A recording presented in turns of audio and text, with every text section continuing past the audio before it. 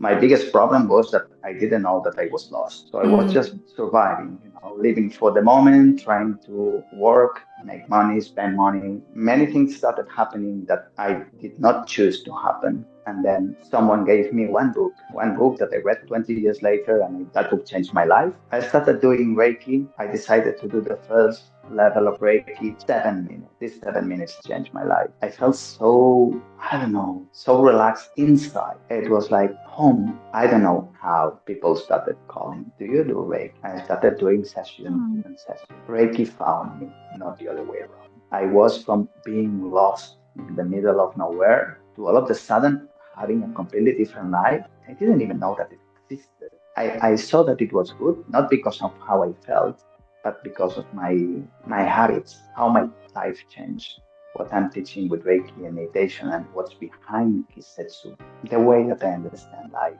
Do not escape from life.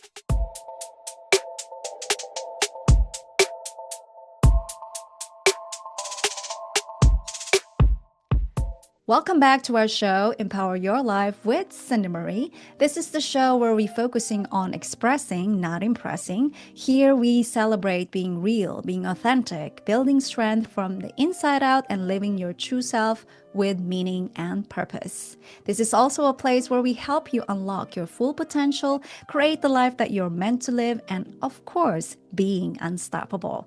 Our next guest today is a Reiki and meditation teacher and founder of Kisetsu, a Reiki and meditation school based in Barcelona. With over 25 years of experience, his work is rooted with presence, emotional regulations, and Japanese contemplative practices.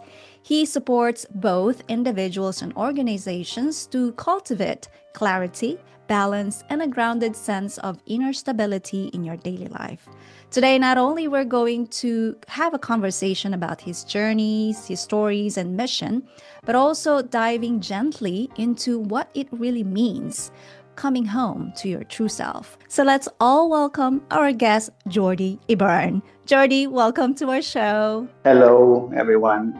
Thank you very much for inviting me here. I'm very happy and excited, happy to share a little piece of my life with all of you. Thank you very much. Thank you. Thank you so much. And Jordi, as we have a little tradition here on our show where we love so much to hear our guest stories and journey. So, looking back at your life, Jordi, what is a story that you don't usually share that has shaped you of who you are today, especially as a father, a partner, a teacher, a guide, specifically in the work that you do, a Reiki and meditation? So could you share with us your story, please? I would love to. I can't promise that it's going to be a short story, but I would like to because nowadays many people, when they reach a place where they want to be, it's because they had a goal and they work hard in order to achieve this goal, and they can feel proud of this. But my story never started like this. So I was born in a very small village in the middle of nowhere, but very beautiful nowhere in my hometown in Lleida, 2 hours west from Barcelona. Barcelona is probably much more known. So I was born in a very small village, normal education, normal family. Everything fell apart, but well, everybody has a childhood that can be a little bit sometimes challenging. But basically, when I was 18 or 19, I didn't know what I wanted to do. I didn't know what I wanted to be. I was just living, believing that I was more or less happy, but because of some things that happened in my personal life, my relationship with my parents, obviously romantic love, broken heart, etc., I realized that I wasn't that happy. I didn't have a future. I was just escaping from my past. And as I eventually agreed with myself, I was lost. My biggest problem was that I didn't know that I was lost. So I was just surviving, living for the moment, trying to work, make money, spend money. I had all the bad habits that you can imagine. I mean, if you just met me when I was 18, you wouldn't say, okay, that can't be this guy. Not, I wasn't a bad person, but I did bad things. It's different, but mainly with myself. not without them. But eventually, many things started happening that I did not choose to happen. And I fell in love with someone. This person talked about something weird at the time that was Reiki. And I mean, when you're 19, 20, someone tells you, your girlfriend tells you, okay, do you want me to do Reiki? And you just need to lay down and place my hands on you. Well, you obviously say, yes, yes, do whatever you want. I really don't want to know. But she did Reiki on me. And for the first time in my life, I felt so, I don't know, so relaxed inside. I felt so good. I was like, okay, this Reiki thing is a very good thing. The relationship eventually ended, and then someone gave me one book that I read 20 years later, and I wouldn't recommend it to anyone, but that book changed my life. It was called Conversations with God. I read that book, and it was like Conversations with God. I think it's Donald Walsh. I don't remember the author, but I don't know, it clicked something with Reiki, so I started going in another direction, understanding that I was going to hurt myself badly. So I started doing Reiki. I decided to do the first level of Reiki just because it sounded familiar with my ex-girlfriend, and then everything changed.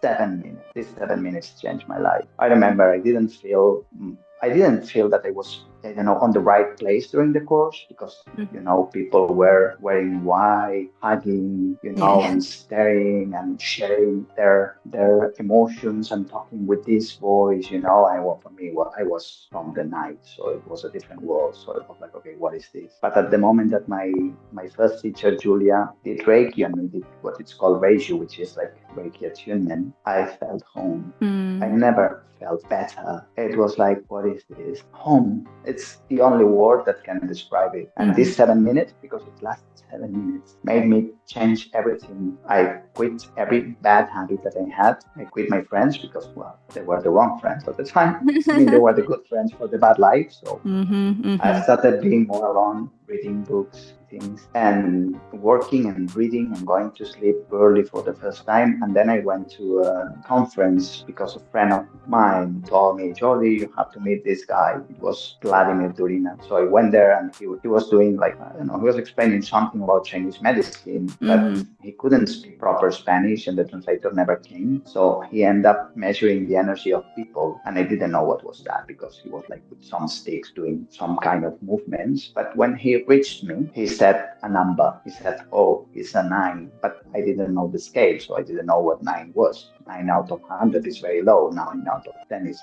quite high. And we didn't even speak. But 3 days later, I received a call from my friend, and she told me, Vladimir said that he would like to teach you an energetic therapy. Oh, wow. I said, okay, I'm fine with that. I mean, I'm doing Reiki already, so I would love to do that, but I wasn't doing it professionally, not at all. And he said, okay, I'm going to tell him. Then she called me again the next day and she said, he wants you to go to Prague in Czech Republic to learn it and to be with him. And for me, it was like, okay, what's this? So I didn't say yes or no, but because I was working, it was like a little bit, overwhelming for me. Yeah. But the same week, I went to a fair in my hometown about biological eco products, etc. And I was helping some friends to do Reiki for some people. And I met this girl, Berta. I did Reiki on her and she said, oh, are you a Reiki teacher? I said, no, I don't work doing Reiki. I work in a restaurant. I just do Reiki for fun. And my friends have a studio, so I'm helping them. And she said, but you're not a Reiki master. I said, no, I'm not. And she said, but you will become a Reiki master. I said,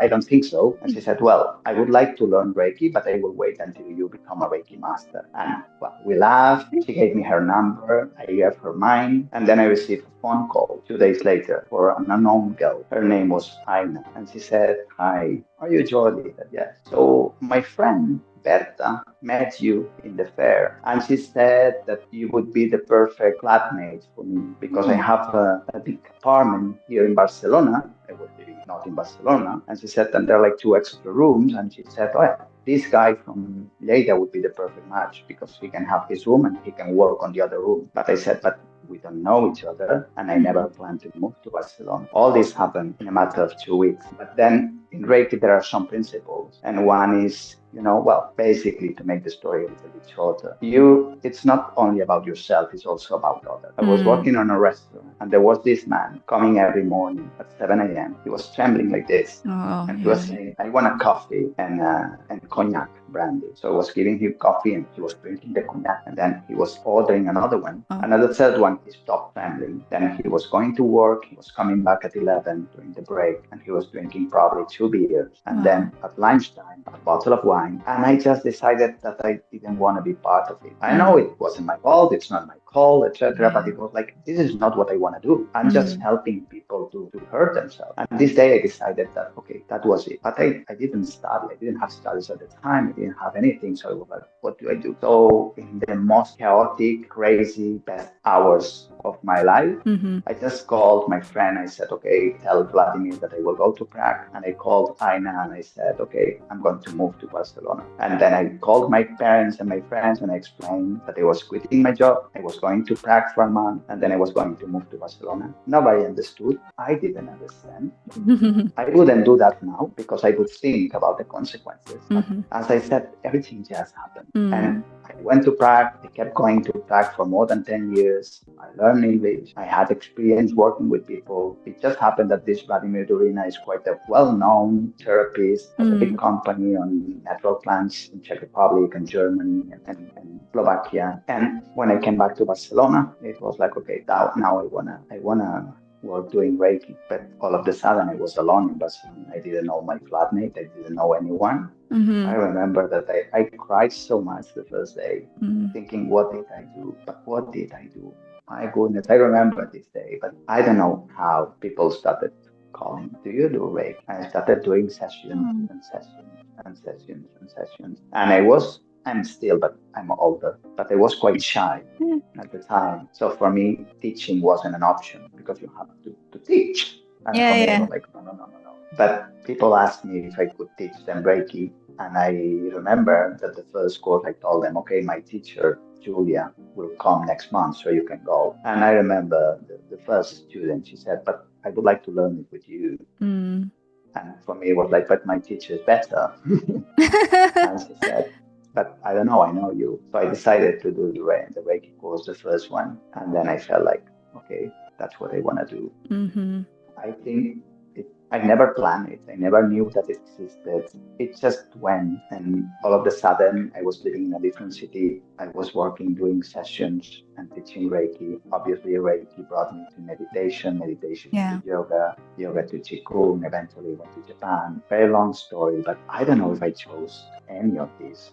It just crossed my path at the moment that I couldn't even say anything else. So I was from being lost in the middle of nowhere to all of a sudden having a completely different life that I didn't know. I didn't even know that it existed. But I saw that it was good, not because of how I felt, but because of my habits, how my life changed.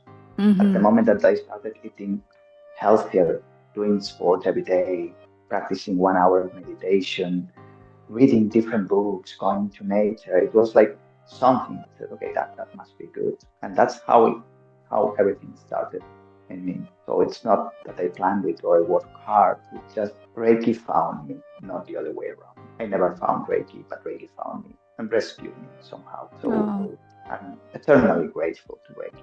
Because without Reiki, I don't think where I would be right now. But not talking to you, that's for sure. Yeah, I think, thank you for sharing that, first of all. And I love everything that you have shared. And it's incredible. Of course, I would say the same to you that maybe years ago, you wouldn't see me as who I am right now because I was totally different person. So it's totally, I guess, where we usually in a place of exploration. However, it's more on the path that as human beings will normally do. And you are the founder of Kisetsu. I think also it's very important, or I believe it's very important as well that you share with us how did you end up being a founder of Kisetsu, what exactly Kisetsu means, and how does it work? Like what you mentioned earlier, Reiki, meditation, yoga, all of these things are within the cycle to have a wellness or healthier life.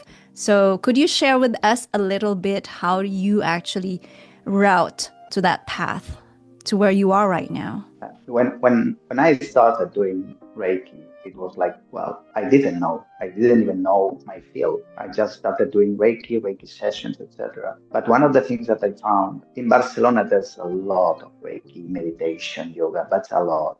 It's like the capital of Europe of this kind of practices. But there's a lot of somehow hippie style and sometimes not very deep style. Okay. And once when I met a girl, she became my girlfriend. Eventually she became my wife, and eventually she became the mother of my daughter, and we live together and I love her very much. Eventually we decided to go when we weren't married to go to Japan because well, Reiki was born in Japan. I always wanted to visit Japan, etc. I really like traveling, etc. We went to Japan and I said, okay, can we go to Kyoto and Kurama because it's the birthplace of Reiki, and then we can go to Kyoto where it's the founder of Reiki is buried. So we can do this besides tourism. So we did this, and the same thing happened. I found something very different than the Reiki that we had here in the West. It was much more, I don't know, natural. Mm-hmm. Well done in a very simple way. When you go to places like Kurama, you understand things. Not because someone is explaining to you about silence or sitting or anything. It's because you're there with these beautiful, very old trees, and all of a sudden you understand that that's it. That's it. You don't need anything else. So I felt that that was it for Reiki and for meditation. Somehow simplicity, which I understand less is more. And then I bought a book, and the book is called The Japanese Mind. And in one of these chapters, because the Japanese mind is quite complex, I have to say, and in one of these chapters, there was this word, Kisetsu. And Kisetsu literally means seasons, spring, summer, autumn, winter, seasons. But the idea behind Kisetsu, the idea behind seasons in Japanese, is much more than season. It explains a Buddhist principle, which means everything changes. Nothing stays always the same. It explains also how there are like cycles.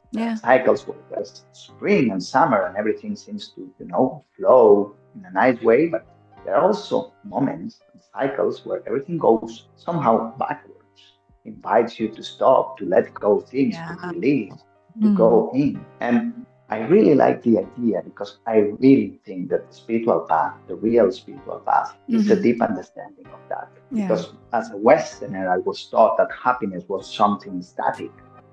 Meet the right person, have a big salary, the right job, have a house and a second house by the beach or in the mountains, and that's happiness. Because as a Westerners, we have this idea. So for me, happiness was something that you achieve and then you never lose. But I lost happiness many times. So it was like, okay, there's something that, I don't know, doesn't match my experience. And in this idea of season, I understood that maybe happiness, instead of having something specific, is understanding the cycles and surfing the cycles or with the cycles. Understanding that when it's time to listen, when it's time to talk, when it's time to let go, when it's time to move forward, when it's time to win, when it's time to lose. And somehow I adapted this into my teachings of Reiki and meditation. I was telling, and also into my therapies, explaining them, okay, wait, you will not be happy when you have this. You will not be happy when you have this. You will be happy when you live your life. You will be happy when you like rain and it's raining, and when you like sun and it's sunny, and when you like wind and it's windy, or at least you accept it. And then I started explaining this, and somehow it felt like, okay, I want school. I want a well-done school, because I was starting working abroad, and I went to work in the north of Europe, Finland, the Netherlands, also in the Middle East, Lebanon. And I started seeing very well done studios, not, hippie style. Some studios in Finland or in the Netherlands, but mainly one in Beirut that were like astonishing. They were like, okay, in this studio, everyone is welcome. And I thought that in the world of Reiki back then at least, and sometimes even yoga, it wasn't for everyone. I was like, no, I want something well done. I don't need much, but if you have two things, you want to have two good things. So I decided to open studio, well done, and the name was clear as water, Kisetsu. Because one of my students said, because when you explain about spring, summer, fall, winter, spring, summer, fall, winter, you always do this. I always say balance is the lines in between here. Life is like this always until you die. So balance is when you never cross these two parallel lines. But especially in the West, we used to do that. It's like, I'm super happy, everything goes with the flow, and then, oh, disaster. It's like, learn not to go too high, not to go too low. And that's why I decided to put the name Kisetsu, and that's the logo, which means spring, summer, fall, winter, and then it goes up spring again. But when I had everything ready to create the school, COVID happened. And then it was like, okay, we kind of waited 1 year because in the business plan, everything was about, a big studio that, and then in Spain, we couldn't have people in the studios. So it was like, okay, that's not a good plan. So I switched more into an online academy, but then it evolved. I have an online academy, but I received a call from doing team building, some companies and some hotels. So I decided to put everything together that I do, understand what am I doing, what is what I'm really teaching. Is Reiki? Is it meditation? And I end up with the word of presence, how to be present, how not to escape from life. And then I bring presence, but the presence that I know, because I can't teach what I don't know, to individuals, but also to groups, to companies, to hotels. When they call me, I go anywhere because I really think people can be happy. It's not about achieving many things. It's about understanding a very pessimistic statement. Things can get much worse. When you really understand this, you learn how to enjoy life deeper. And it's not about, putting yourself in a very pessimistic way. No, it's understanding a Buddhist principle. Everything comes, everything goes. And then it's like, I have a young daughter.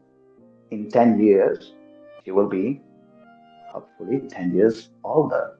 The daughter that I have now, she would disappear. So for me, it's like, okay, I just want to enjoy this because it will pass.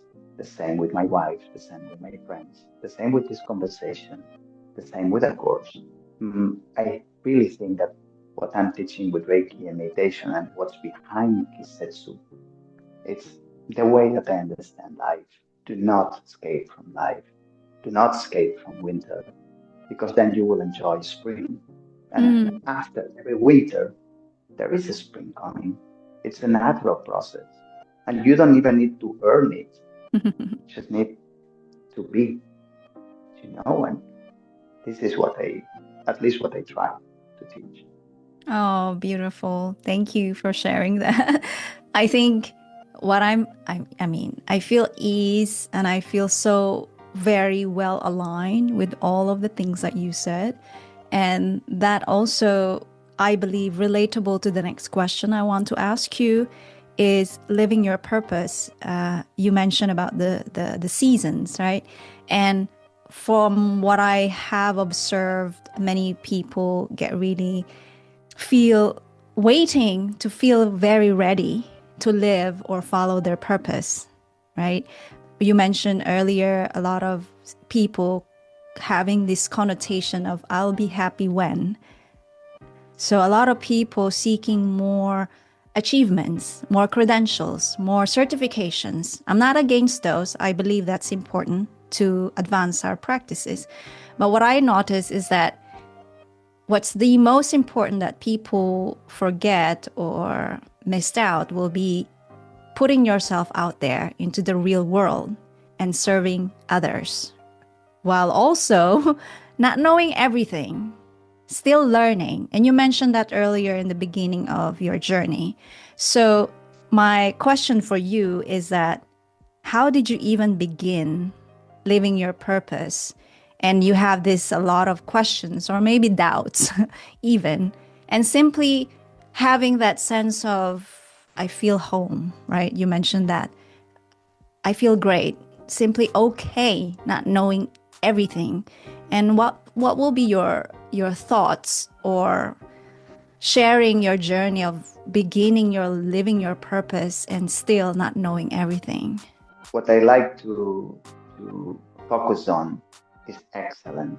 And I know, and I made pieces with that it's something that you can never achieve because there is something a lot more to learn, but a lot more. I would never say people stop studying. I'm studying. I always study. Since 20 years ago, I am always doing courses. I'm reading an average, I would say, I don't know, maybe more than 60 books per year. I never stop because Yeah. you need to know that you're an ignorant, but you cannot postpone living. Yes. I mean, I'm the perfect example. If I could see recorded my first couple of courses, I would laugh. It was like, my goodness, because I wouldn't explain any of the things that I explained 25 years ago. But there's one thing that the only thing that I feel proud. My students from 25 years ago still love me. And there is one thing that I can say it's true. So you were So saying about the honesty. that's the only thing that for me matters. Because nowadays, especially with technology, everybody can talk about anything, can explain about anything. You just need to ask ChatGPT or Gemini or whichever and say, okay, I would like to know about, I don't know, astronomy. And then all of a sudden you have a speech that you can record. But it doesn't, I don't know, it doesn't touch anything. You say this. For me, what's important, it doesn't matter what you know. It's that you explain, you share your truth. I mean, if you're waiting until you feel ready, until you feel that you will know to share it with others, you will die. Because for me, if you asked me 20 years ago what is Reiki, thank God you didn't ask this question. But if you asked me 20 years ago what is Reiki, I knew it. I was certain I knew what is Reiki. Now, I made pieces with the idea that I really don't know what is Reiki. I have a lot of experience on what happens, how I feel, how people felt, but what is Reiki?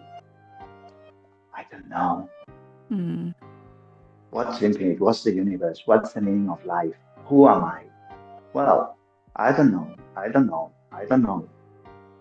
It's like, I can't answer. Who am I? I'm Jordi, I live in Barcelona, I do that, etc. But I can change my name. I can move. I can stop teaching. I would still exist. So I'm just describing the clothes that I'm wearing, but not describing myself, because if I go deep inside, who am I? I have no clue. I just know that I exist. That's it. So you can't wait until you feel, confident enough. If there's something that you want to share, there is always someone who needs to hear that. If you speak from the right place, if you do it from here, making plans on how things should be, how blah blah blah, that I don't believe in that. But I mean, I can teach how a computer works to my mom, and I'm completely useless with computers. But my mom knows less, so it's like, for her, I'm a good teacher. So when I started teaching, I didn't have 25 years of meditation experience. I couldn't. I didn't even have 25 years old. So it's like, I couldn't. So what do you have to be? What do you have to do? Wait 25 years until you have 25 years of experience? No. If you really want to do something, just do it. Maybe it works, maybe it doesn't, but just do it. You cannot postpone. If it doesn't work, it doesn't work. Like, don't quit too easily, don't quit too fast, but don't get attached too long. But you have to do it. I don't think you have to wait until you're ready, because you're never ready. The first time that I was called to teach abroad, it was in Helsinki, in Finland. And they called me and said, Jordi, would you come to teach a Reiki course? My answer when anyone asks about teaching Reiki meditation presence, my answer is always yes. Then I start thinking on the challenges and problems. The challenge there was English. My Mm. English was awful. I never studied English. I learned English watching the best show ever, Friends. I watch it so many times. I know everything about Friends, and Wow. I just fell in love with the girl, and she didn't speak any Spanish, so I needed to learn English. And I started Uh-huh. watching short episodes of series to see it. And when I watched Friends, it was like, okay, that's my down to earth person part. But when I went to Finland, my English was awful. Now it's not good, but back then was awful. So the 4 hours flight, Barcelona, Helsinki, I even had fever. It's the worst flight ever, and I love flying. But I was there in these 4 hours and I was trembling and saying, but what did I do? What did I do? Because when you teach, you speak a lot. And I Mm. was like, what did I do? Obviously, I wasn't ready at all. Mm. At all. Even the language was horrible. Thank God, Finnish people are extremely respectful, well educated, and shy. So you can say whatever you want and they just, smile at you. It's a perfect audience. I wasn't ready. I wasn't ready to start doing Reiki. I wasn't ready to start teaching. I wasn't ready to go abroad. Just life wanted me there, so I went. Mm. And sometimes you really need to reflect on yourself. Sometimes you just need to make fun of your mind. It's just, it's, I think it's always difficult when you start for the first time anything. Yeah. It's like, because we're humans, Yeah. we have fear. Yeah. We don't know if what we do, what we know, how we do it is good enough. We never know. But Mm. what's the worst scenario? The worst scenario is not even try. For me, that's the only worst scenario. And then I don't think, I really think that there are really good teachers in the world on meditation and Reiki, really good ones, and Mm-hmm. probably the best ones. They never teach. So for me, it's like, imagine a flower that, I don't know, no one watches it. It's like, you have to try. Just try. Oh. Just try. And learn sense of humor. It doesn't work, it doesn't work. It's okay. But that would be my advice. Thank Just you try. for sharing that. And so many things that spoke to me as I'm listening to you with a lot of things. And in the world that we're living, information is just so accessible. And if we constantly waiting for the right time, like what you said, it's not going to happen. And I love with the fact that you mentioned earlier about the Kisetsu and the principle that you're living with the seasons. I think that many people tend to get trapped with feeling ready. It's because of the technology we're living, because everything is so accessible. We can tend to compare ourselves every single day. And hearing from you, I do believe because of your experiences and with your curiosity and allowing yourself of not knowing, you have now the courage to say that I don't know. I don't know, who am I? I don't know what's Reiki, because I believe now you are speaking from your own truth. Now you're also speaking from a place of no comparison, no ego, all of this not, not involved. And I do believe that you also have this sense of feeling when the energy aligns, and I can feel that with you. I mentioned this one time. I posted this short clip that people can feel when you're performing a role. So why would you do that to yourself and to others? And and of course, as I'm sharing this, I know many people would still not understand, and that's okay, because we are supposed to be, and we cannot really force everybody else, right? And so there's just so many things that I could reiterate in what you said, and one of those is that it's okay not knowing everything to what you feel that you are being called. And the same thing with me. I mean, the only thing, if I can share with you the story that I ended up doing what I'm doing. It just, I felt that finally my voice is telling me, just do it. Just do it. And I don't know if I had mentioned previously with you that my story began in people pleasing. So I was always trying to dim myself just to be welcome, to be embraced as normal human being. Then I realized there's something going on within me that I just have to speak out, speak out my truth, whether that will be acceptable for many or not.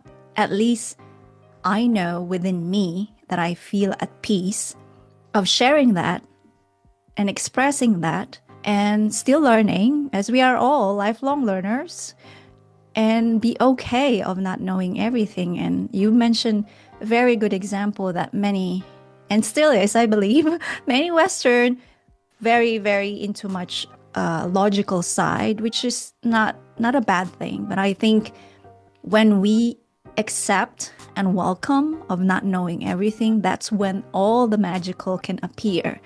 That's what's meant for you to show and express to the world gonna flow naturally and fluidly. So thank you for sharing that. Now, you also mentioned of how your life transitions when it comes to what truly matters, focusing on what truly matters in your life, your family, and in daily life.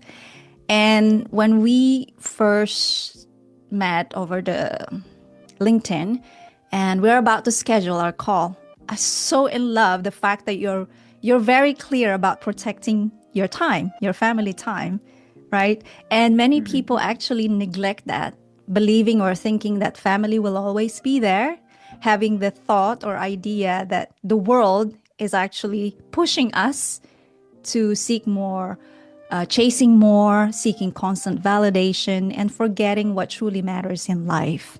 So, my question for you, Jordi, in the field that you do, which is global, and having this passion for serving and guiding people across the globe, how has your life changed over time? Especially being a father, how has being a family man teach you how you live, and having this combination with presence and also compassion and harmony in daily life? Maybe you could share with us now how your normal day or week look like.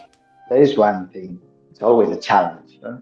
Because I mean, when I say about, seasons, and seasons in autumn is about letting go. Spring is, everything new, everything blooming, it's beautiful, but autumn, all the trees are leaving the all leaves, in order to prepare for winter. Life is the same. So every time that there's something new, a big change in your life, there's some part of grieving because the old self, you know, is dying in order to the new self to be born. And this happens a Yeah. lot in life. It's just many people get too attached to oneself and then, well, they Mhm. struggle and they suffer. So obviously, from being single to being married, there's a big switch. And in general, it's not as it's really beautiful, but it's not like Disney. I Mm. mean, the movie doesn't end with the kiss. Then the real movie starts. And it changes again when you have a kid, or Mhm. two, or three. And it can change again when your father gets sick and you have to take care of them. So there's always a lot of adaptation. For me, there's periods what I call transition time, Mhm. where I'm a little bit of slow in the sense of seeing things, but I still see them, which for me is like it's good enough. But I'm slow. It takes sometimes 1 year, sometimes more to understand that, okay, that is gone. That's something new. So when you have especially when you become a father, you become a parent, you need to understand that what you had is not possible anymore.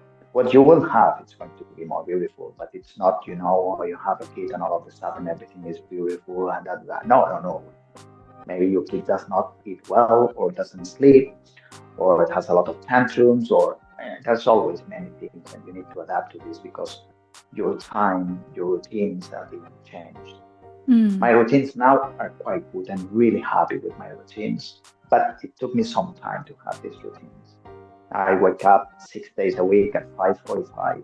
And then it's the best hour and 15 minutes of the day because everybody sleeps. Yeah. I do my practice, I do some yoga, I do meditation, I do some Reiki, and then I start working, etc. Then my daughter wakes up, my wife starts working as well, and there's a different energy at home with my when my daughter wakes up, there's a different energy. They're beautiful, but it's less than, let's say it this way. I take my daughter, I'm lucky because I work for myself, so I put schedule so I can take my daughter to school because my wife works in a multinational, so it's different. And then I pick her up, we finish, and I adapt. And we go to sleep quite early. For Spanish people, if you Yeah. don't know Spanish culture in I Spain, know. we usually have dinner at 9 or 10 p.m. and then Yes. people normally go to sleep, kids included, at midnight. But my wife is French and I am a morning person. I like to practice in the morning. So I go to sleep except when I have relatives, but I go to Mm. sleep at 10 top, sometimes 9:30. I wake up early. I have a very simple life, a very simple life. I don't do many things. We don't do many things. We go and I don't work on the weekends. Sometimes we just play at home. We go to do, grocery shopping. We go to the mountain. I mean, we have family. My wife's father lives in Algeria. Her mother lives in Paris. Her brother lives in London. My Wow. family lives in the countryside. My fathers are divorced, so they live in different places. Only for family things, there's a lot of, but I have a simple life. One of the things that I learned, I don't know, with experience, with loss, with suffering, or just getting old, is that when you have less things, but the things that you want, Mm-hmm. life is much better. And I mean, I have very good friends, not so many. I know many people, but very good friends. A couple of them. We see each other from time to time. We spend quality time. We can go on holidays together. Spend, I don't know, New Year's Eve together. We also have children, so it's my wife, my daughter, my time. If you tell me the perfect weekend, we go to the mountain, a really good book, and my daughter in a really good mood. That's the perfect weekend. Not many more things. So I think with time I go back to trying to have a simple life. I like traveling. I like knowing people. I like everything. But sometimes to have nothing on the agenda, it's so relaxing and beautiful. It's Yeah. like, okay, what do I do this weekend? Oh, nothing. And then, there's the impulse of making plans. We don't, nor my wife, not me. It's like, what do we have this weekend? Nothing. And we both feel happy. We like what we call nothing time. So sometimes it's just, laying down on the sofa and talk. Not even a deep conversation. Mm-hmm. Just, you know. So my life, I think for many of the audience, it would be quite boring. If you go into the therapy or courses, then it becomes exciting because I know many people's life. I know many things. But my day-to-day life is quite simple. And this is what I recommend to everyone. Don't put things because sometimes you feel that you lack of something, there's emptiness inside, and you try to, you know, fill this hole. And this hole is quality time with yourself. It's Mm. like instead of adding things to your life, remove things from your life, things that you don't need, things that you don't want, and then you will find what you're missing. And in Mm. general, it's very interesting because people suffer because they miss themselves, the real self. When you said before, how you change your life, there's one thing that happens to everyone in some degree. We all try to be loved. It's part of social mammal behavior. Otherwise, we wouldn't survive. And Mm. we do almost anything to be loved. Almost anything. You can see it in social media. Yeah. But there's something dark behind this. It's that you believe that you're not enough Mm. being just yourself. That's why you need to do things. You need, to be successful in something. You need to be the best. You need to master something. It's like, I'm sorry, you're just enough. And if people don't see that, they're not the right people for you. They're the right people for others.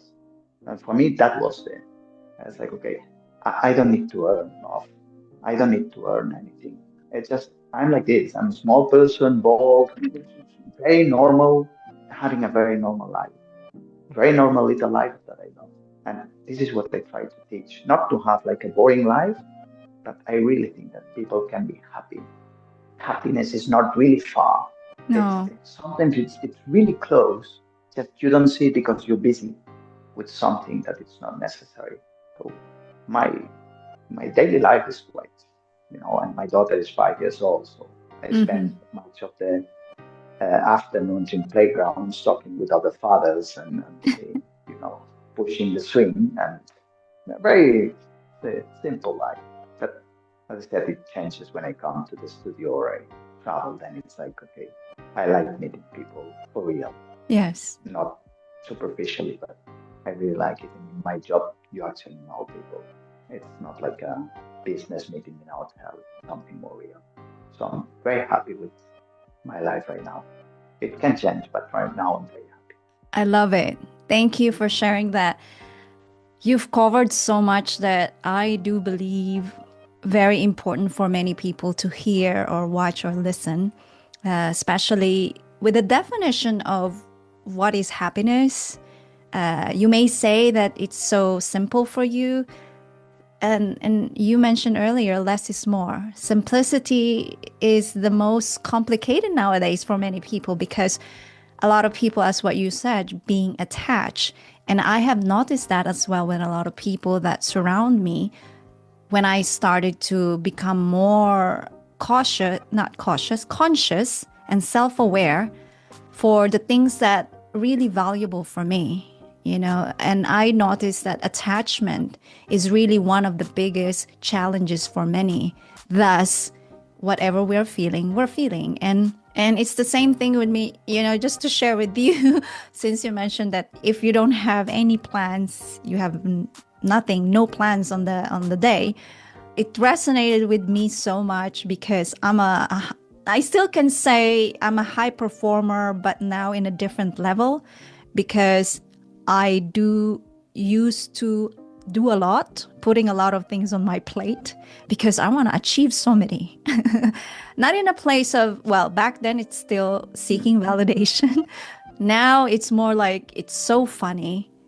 Again, with the surrendering and allowing things to happen naturally, there are just so many disappearing, And I was like, I told this to myself and with other people I have spoken in the beginning of the year. Like, I really feel peace and align. And that may be strange for many people, but oh my God, it's so beautiful. And I can resonate with you. Living simple doesn't mean living boring because it really defines what it means for you. And for as long it means happiness for you, joy, peace, then, that's beautiful. And I think we as human beings, we tend to define that and label that so we can box people. You're this, you're that. And that really restricting us. We're creating our own whatever poisons, if you can call it. And you mentioned multiple times of coming home to yourself. And during our first conversation, you also have shared with me that many people come to you or work with you when they're feeling lost, when they're feeling empty, or very disconnected, right? And sometimes they also come to you in a situation whereby it's so difficult, it's so overwhelming, or the worst situation ever. And in the work that you do at Kisetsu, which is all about simplicity, kindness, and honesty, and you meet them at that place. So my question for you is that for those watching or listening right now, how can we notice earlier that we're actually living not to our true self, and instead many people playing roles, wearing different masks?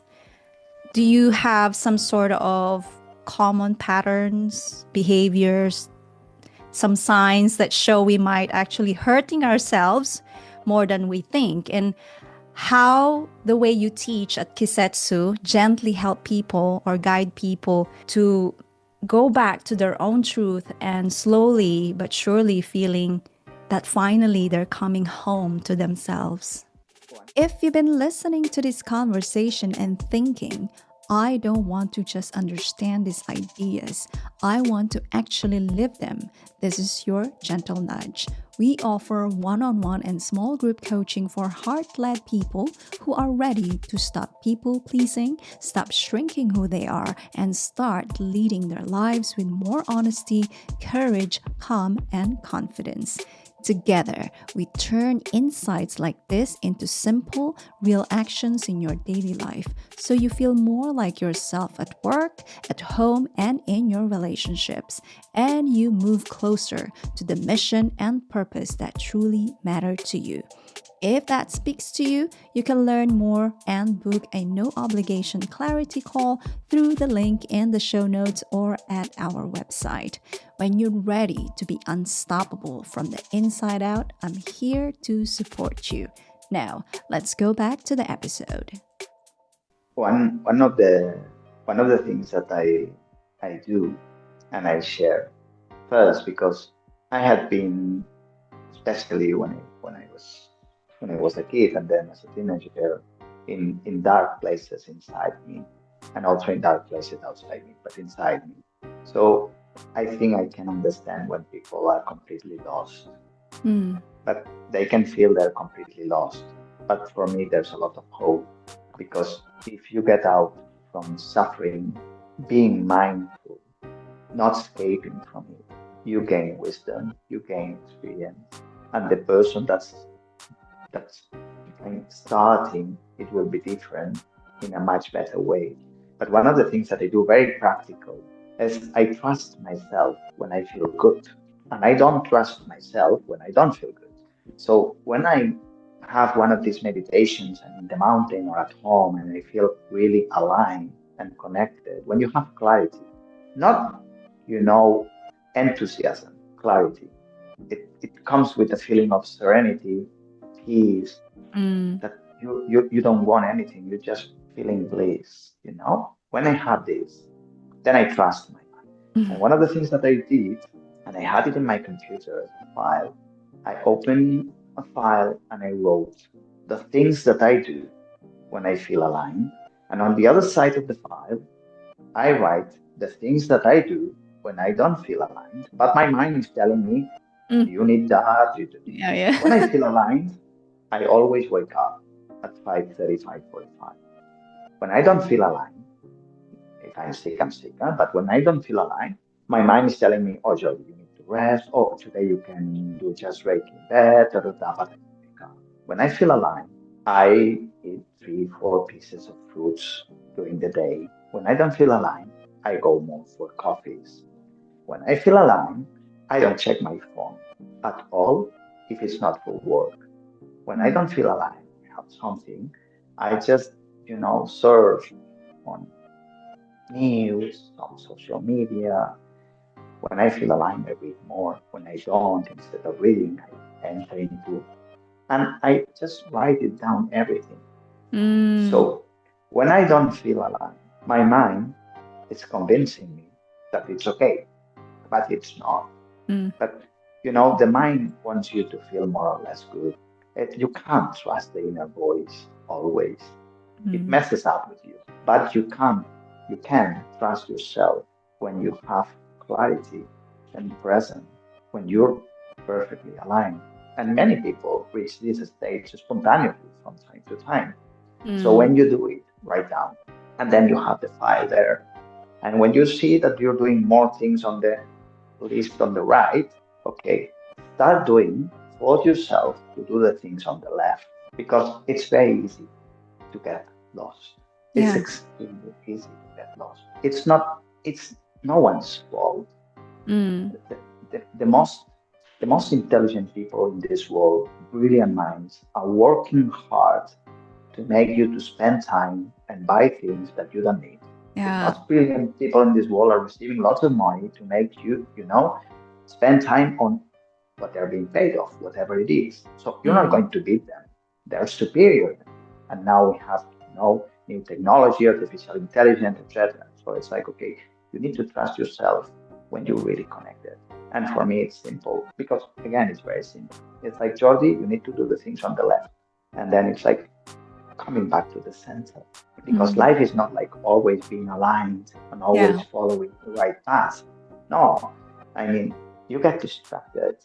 Sometimes you're just tired. Sometimes, I don't know, things happen, but you have to know the list on the right and the list on the left. And when you see it, then don't lie to yourself.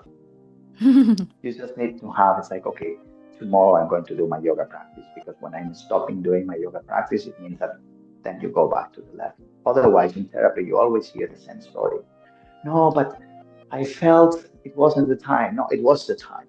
I just don't have written down who you are when you feel well. And then when you don't feel well, little by little, go back to this. Because we don't live, isolated. We live in this world, in this society, in this, and it affects us. Yeah. It obviously affects us. So it's not a game of being aligned and never losing this alignment. It's a game that you have to play every single day. That's why presence is important. If you stop playing for a month, you're really far from being aligned. And it's a game that can be fun. This, I always say, can be fun. It's not like you're not training for the military. I mean, it just tells you eat well, rest well, don't read nonsense. Just they're really beautiful, books, philosophy, nice novels that they don't kill everyone. There's no drama, nice poetry. It's an apple is always better than a donut. Everybody knows that. It's not hard to play the game. It's like treat yourself as you would treat someone that you really care. It's like do this the same. In English, you have this expression which is like fake it till you make it. It's almost like this. Sometimes when you have lost your path, everything in you, it pushes you the wrong thing. That's when you have to fake it. That's why if you have written down, you can see it. It's like, okay, if I was happy and aligned, what I be doing now? Not going to sleep at 3 a.m., not spending 3 hours watching TikTok, not doing, start doing the opposite. And if you can do it on yourself, ask for help. Because there are many, many good people in the world that can help you. Yeah. Because no one can do it alone. No one, absolutely no one. Sometimes everyone needs from time to time help, nature or retreat or something. Because, well, life is long and it changes and it has many variables and you can't control them. But there's some things that you can control on yourself. And you should focus on that, not on the other stuff. Oh, That's thank you for sharing. And what I'm hearing is that because, and this, there are so many people could be pessimistic at first or very negative at first because the mind has been controlling or programming or driving the journey rather than your inner truth. And so what I'm hearing is that allowing yourself that there will be a constant debate or battle between yourself, the good and the unpleasant one. And when you started, I think what many people may not see at the beginning is that just surrender to what's going to happen without you knowing. Because the moment, let's say, they sign up to work with you, they have this thought that, oh, Jordi will help me. That's it. It's going to be overnight, right? The fact is, it has to come with you first. Jordi or myself will be the guide, the resources, the tools. Everything come from you within. And if you feel like, oh, it's so easy for Jordi or Cindy Marie to say so, that it's so easy, it can be really easy when you start to let go of the knowing and just being. That the only person that judges you, to be honest, is you, right? If you're not going to compare yourself, the thoughts just keep on questioning you. It's just because our brain has been programmed to protect you. And so the moment that you catch yourself that, oh, is that so? Yes. So keep on challenging your thoughts, that you are not your thoughts. No. Listen to your gut, listen to your heart. And sometimes, of course, even myself, I caught myself that I sometimes, or some still cases that I will use my brain. most of the cases. And I forgot my heart and my gut, and that's where we reroute, right? And I love you mentioned about listing what aligns and what don't. And from there you see the pattern. Oh, this and that. And I love also you mentioned that going back to the waves. Even that you have already created such a powerful routines, life will always gonna be roller coaster, and that's the beauty of it. That's why you can never be perfect in the ideal world. There will always be beauty in every lessons that you're gonna learn from all of those unpleasant challenges. And so thank you for gifting us of sharing that when you listen to your inner truth, and sometimes even the voice cannot be trusted, it's because it's normal, because we are surrounded with a noisy world. And that is why stepping back and slowing things down, I would say, really, at least in my experience, these are the two things that have been helping me to going back to myself. Whenever I caught myself, oh, I'm comparing again myself, oh, someone is doing better than me, I stepped back. I said, who's talking? Is it my ego? And like what you said, being playful, having fun, and don't take anything so seriously that you are not able to find the solutions. Because when we're looking so far away for the solutions, you never know that it's just in front of you because we're too busy. So thank you for sharing that, Jordi. And that also moved to the next question about optimism, because how life is so busy, how life is so noisy, we can see and hear about what's happening in our world. And so I'm super curious. You have already mentioned a lot of things, like your daily practices, routines. But what is it really that helps you to stay open, your heart open, and also continuously being faithful? Because you mentioned faithful to your deepest values, even in these hard times. What will be the first thing that came to your mind of how you keep yourself optimistic in this world that we're living? There are two things. First one is something that a friend of mine told me. If you are checking the news daily, especially now, and you enter into TikTok or Instagram and you just check random, they're not random, obviously, algorithm reels, etc. It seems that the world is going to collapse. So Mm-hmm.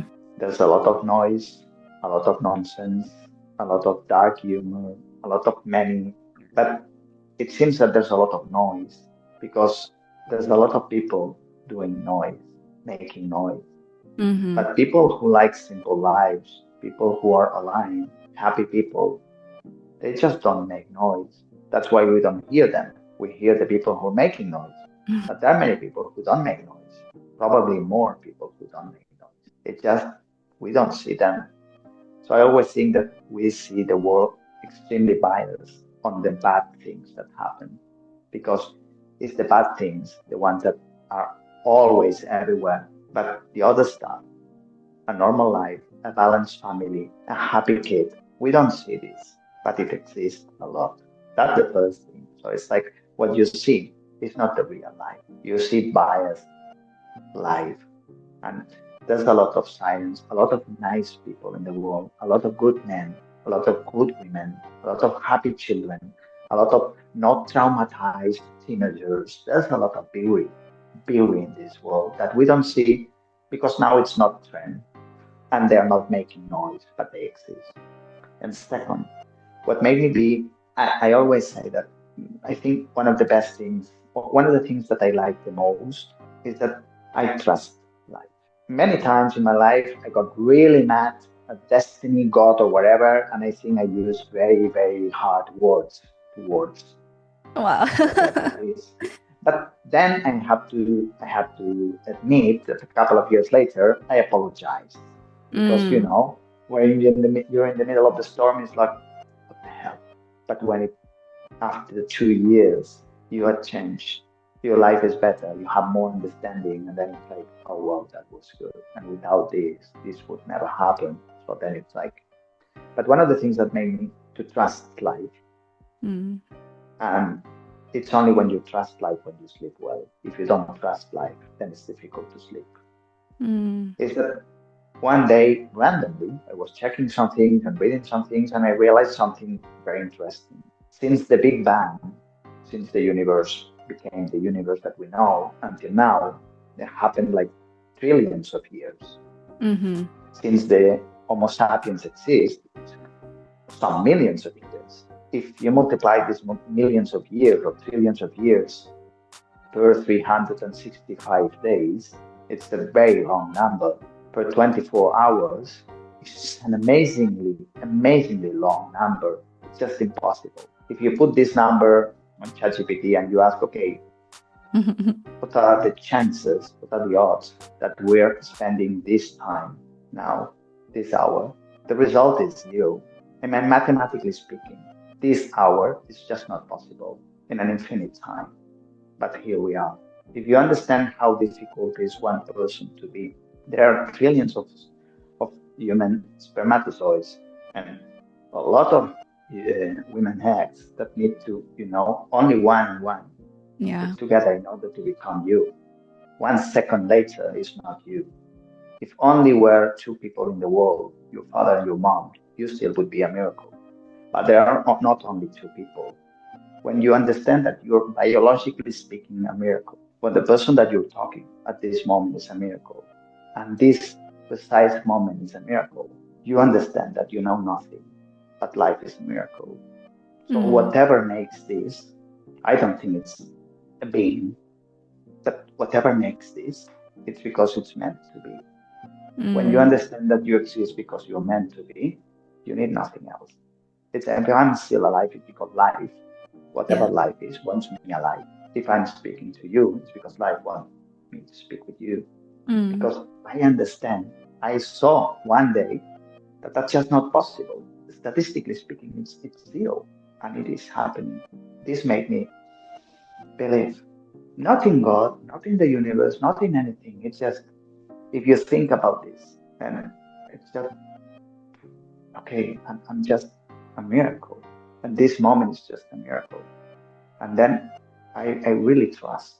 I really have faith, Mm. not in a happy ending. I don't like happy endings because faith understood as there is a big meaning or plan behind this. Not a happy ending per se, but it makes sense in a way that I can't understand, but I respect and I believe. Then you don't need to earn anything, you don't need to do anything because you understand how precious all this is. And that's what makes me believe, not because I believe in specific God or anything. And when things get, difficult, I obviously change my mind on the matter, Mm-hmm. but then it always comes back. It always comes back. Always, because everything that happened in my life, I many times I say this, if someone would have saved me when I was 18, Mm. this person would have ruined my life. So now if you ask me, would you change anything on the past 48 years? Not a single thing, Mm. because absolutely everything that happened, it brought me here, Mm. and I like it in here. If you change something, you would go somewhere else. Yeah. Then, when you understand this, you trust life. I don't think life makes mistakes. We do, but not life. Oh. That's, I don't know if I can explain that. That's how Yeah. I feel. That's thank you for sharing that. That's very deep, and my heart just beats so fast, not in a place of nervousness, but in a place of well resonated, well aligned, and trusting life. For many would say it's very deep. But what I'm hearing from you, that represents of coming to yourself, of understanding, not understanding entirely everything, still trusting life. And whatever faith that you define that, there's always a sense of peace and calmness and stillness that always ended up what you're feeling. And I do believe that's where your right path is. And whenever I have the feeling of doubts, I always step back and ask myself, why? Why do you feel what you feel? And like what you said, we're humans.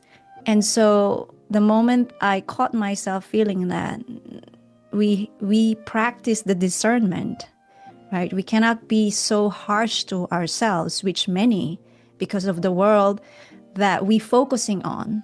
Because you might mention that, because when we constantly focusing on negativity, it's the energy that brought you back to negativity.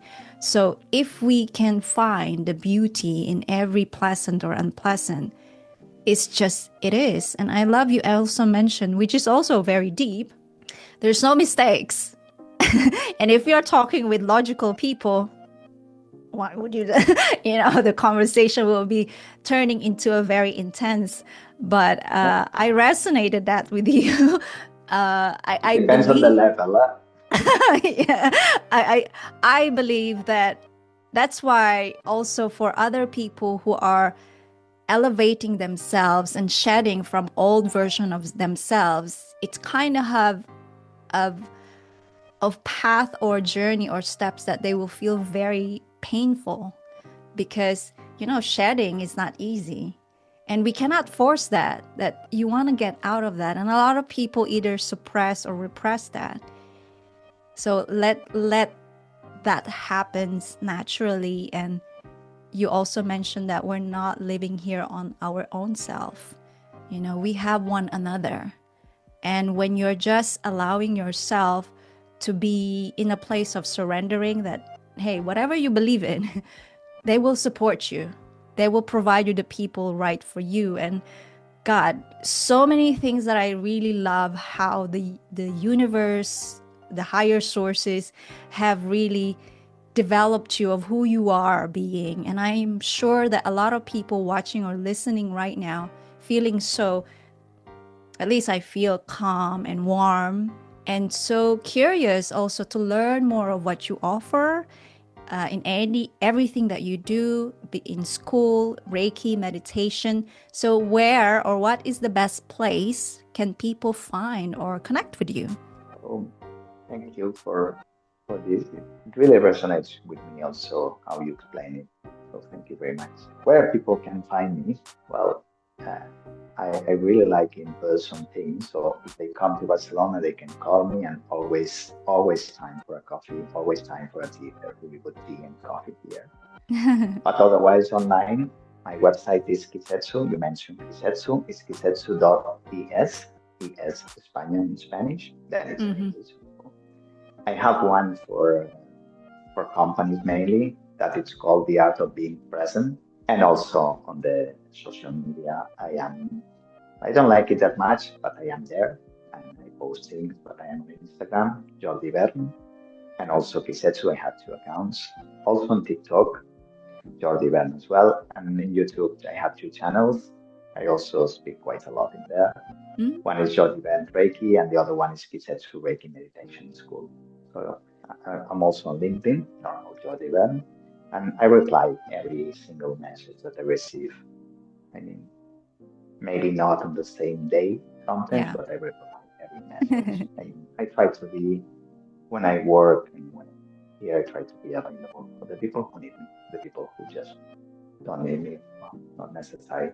But if I don't reply, it's because either I'm in a retreat or with my family or working. Otherwise, I always answer. Well, thank you so much. And for people watching or listening, as I always mention, the information, the links will be available in the descriptions, also in the blog links on the YouTube. All the social media will be provided so you won't miss anything. Now, one question that just came to mind, Jordi, and I want to ask you before I let you go and before we wrap up this episode. If today is going to be your last day, what will you want to do for the last day of your life? I'm in Barcelona, it's 9 p.m., so I don't have much time left. Okay. I love that. I would do exactly the same that I'm going to do. now I'm going to pack things. I'm going to go back home, and I'm going to probably my daughter, as I'm not there, will be sleeping with my wife. So I will just lay down in the bed with them, and I will fall asleep. And if I die falling asleep in with my wife and my daughter, it's a sweet death. Oh, I thank wouldn't you do for anything. sharing. that just reminded me of what's his name, Yogananda. I don't know if you know him. Mhm. That he just said, "I'm gonna die," and then that's it. Like a That's very it. peaceful. That nothing really kind of made him feel anything. It's just that he's at peace. So thank you for sharing that. That's a very great reminder and reflection for many of us watching or listening to this. And thank you, everyone, for watching or listening to this episode. Really, really appreciate it. Until next time, with yours truly, Cindy Marie, here to empower your life. And don't forget to share this episode who you feel might need to watch or listen to this. Until next time, once again. And thank you so much, Jordi, for this wonderful and heartfelt, oh my God, a lot of deepest conversation we had. Thank you so much. Thank you very, very much for inviting me. I really enjoyed it. I really like talking to you and explaining about this. So thank you very much for inviting me, and thank you everyone for watching it. Thank you. Thank you so much for watching and listening to this episode with Jordi Ibern. And remember, coming home to your true self is not a one time or single event, it's a daily, gentle practice.